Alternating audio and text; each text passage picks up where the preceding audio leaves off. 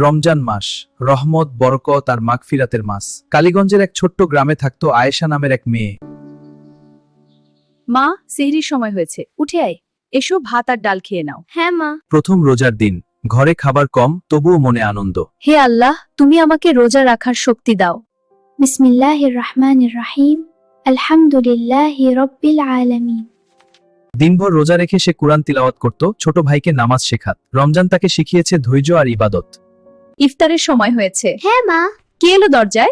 আমি, তোমাদের প্রতিবেশী। আসুন, ভিতরে আসাই কম। ইফতারের সময় দরজায় এলেন এক ক্ষুধার্ত বৃদ্ধ। এক মুহূর্ত দেরি না করে আয়েশা নিজের খাবারটা তার হাতে তুলে দিল।